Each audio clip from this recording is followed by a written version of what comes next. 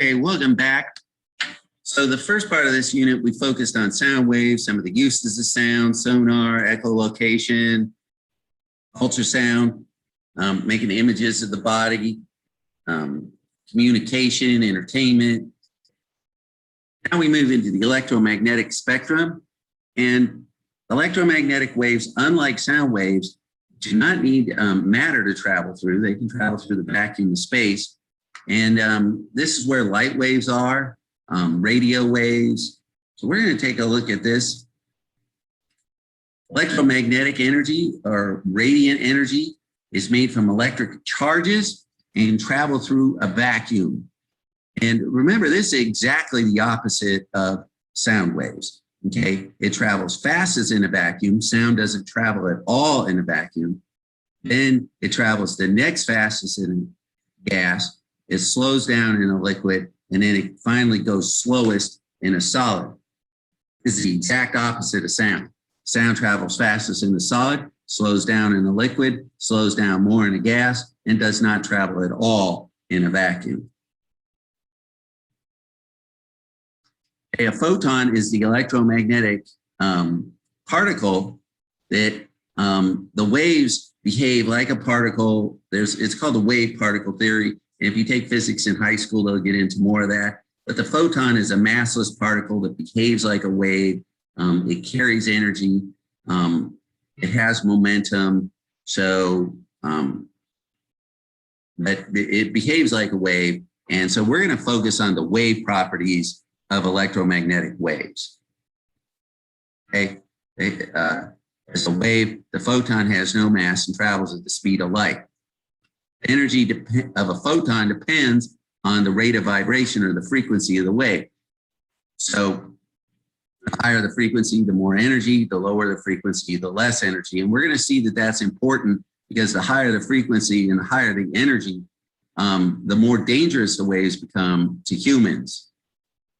Since they have their own particle, they do not need a medium to travel in. This is why they always travel. This is why they can travel in space, unlike sound, which requires a medium. Like all waves, they're produced by a vibration. And it's usually the vibration of the electric charge, an electron, and the photon do the vibrating. Okay, so it exists in an electromagnetic field, which is a bubble around the vibrating charge. So like this picture over here. These fields can interact at a distance, so they don't have to be touching to change it. Okay, so it's kind of like a magnet, you know.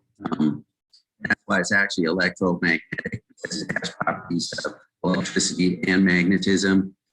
So, you know, magnets can affect each other at a distance. The electromagnetic field, this is the interaction between the electric field and the magnetic field. Vibrating electric charges create the magnetic field.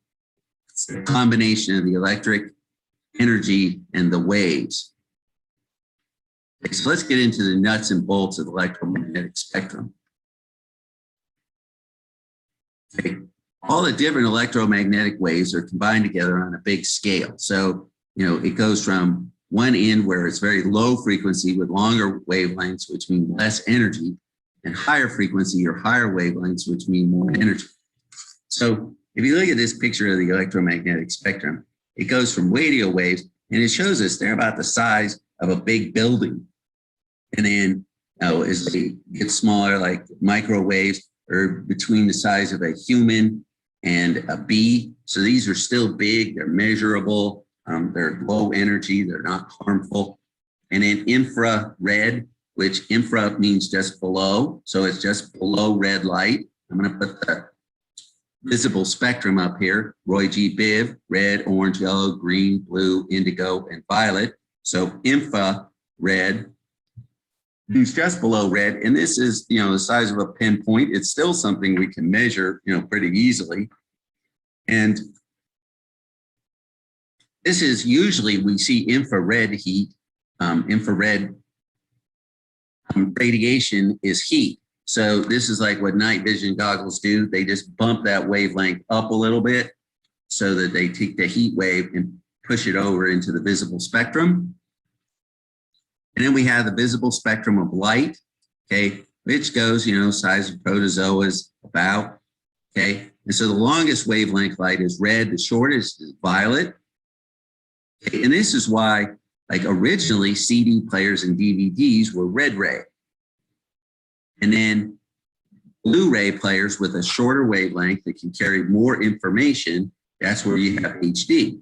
So blue lasers, all right, so they could have a shorter wavelength. Shorter wavelength means more waves per second. That means more information per second traveling in the waves. So this is where you get the HD stuff. And then ultra means above. So right above violet, which is the last thing we can see, is ultraviolet. That's the next wavelength up that we can't see. And this is where above what we can see, the waves start to get, the electromagnetic energy starts to get more dangerous to people. So, you know, ultraviolet radiation can cause sunburn. Extended exposure can cause problems with your skin cancer. X-rays are even more dangerous. You know, repeated exposure to X-rays can cause cancer. And then finally, gamma radiation is what comes from nuclear waste. And this is very dangerous. This is the radiation that killed people at Chernobyl. And then, so we've gone from the size of a building down to the size of a nucleus of an atom, which is, of course, incredibly small.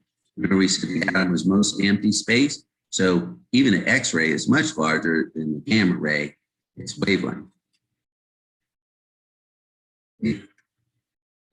Lowest frequency rays are radio waves. They have the lowest frequency on the electromagnetic spectrum, length up to 1,000 meters, so they're huge.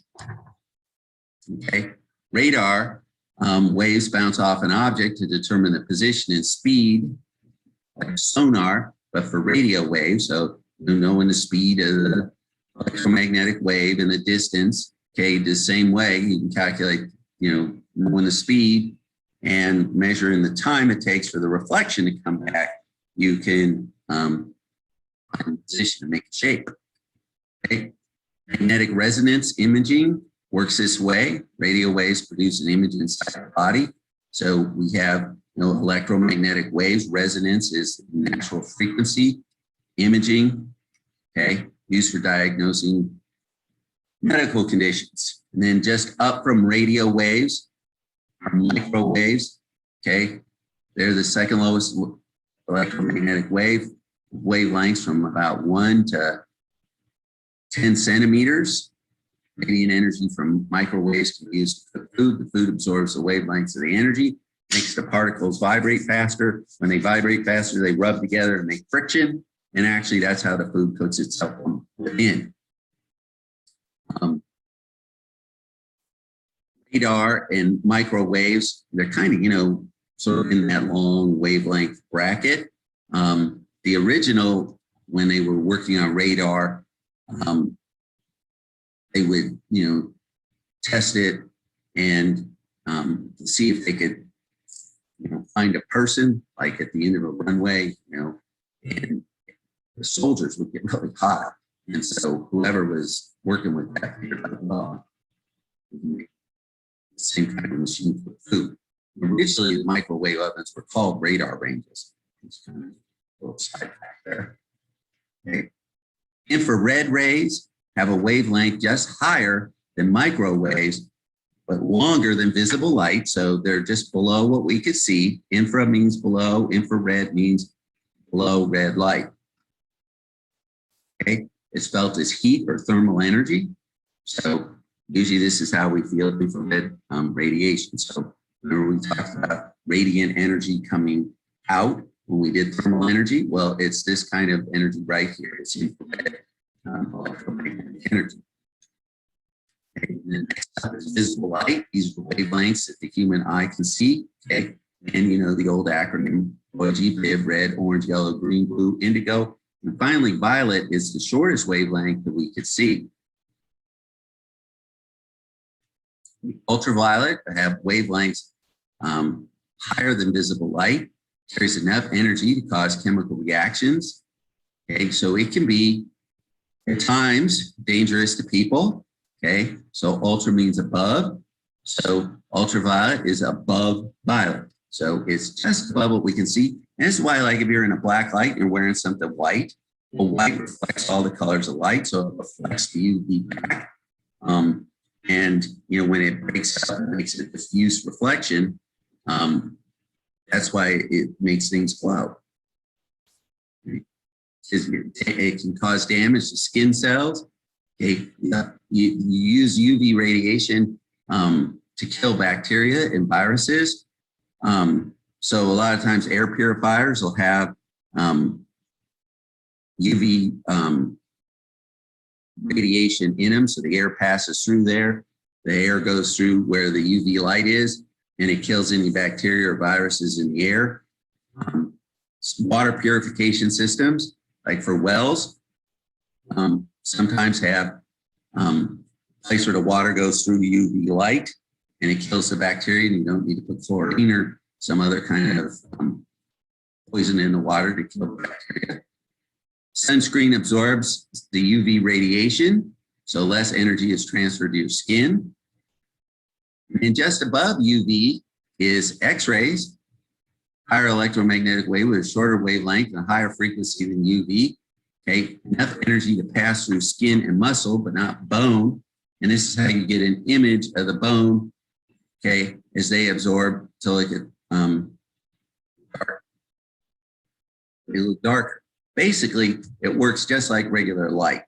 So if you put your arm up and light hits it, regular visible light, your arm's going to make a shadow on the other side. Because visible light, they're low enough energy that they can't pass through the skin and the muscle. X-rays can actually pass through the skin and the muscle, but the bone makes a shadow. So it's just like regular light, except regular light isn't powerful enough to pass through your muscles and your skin, whereas the X-rays are, but the bone makes a shadow. So when it makes a shadow on the film, that's how they actually get a picture of your bone. And as we said, as we're moving up here, the waves are becoming more dangerous. And this is why they cover you with that heavy blanket. Usually it has like plastic material on the outside. It's really heavy. And the reason why it's really heavy is because usually there's a lead sheet inside of it, and that stops the radiation. It absorbs radiation in there. So they don't want to expose any part of your body other than what's necessary to take the picture. This is also why the person doing the X-ray always leaves the room when they're doing it, because they don't want to work all day long and be constantly exposed to X-rays. Okay. So I said, basically, it makes a shadow just like light. Light can pass through you, so it makes a shadow. The X-ray can pass through, can't pass through the bone, so the bone makes a shadow. And then finally, gamma radiation is the highest frequency radiation. It's the shortest electromagnetic wave. Okay, it's the most damaging. It's formed when atoms split and decay. It's the highest energy. It's very harmful to humans. It causes cancer. It causes cells to break and DNA to break. And so, this is the kind of radiation from nuclear waste that we're always really worried about. Okay, we're going to stop here. I want you guys to answer these questions on your own, and we'll pick up here when we come back next time.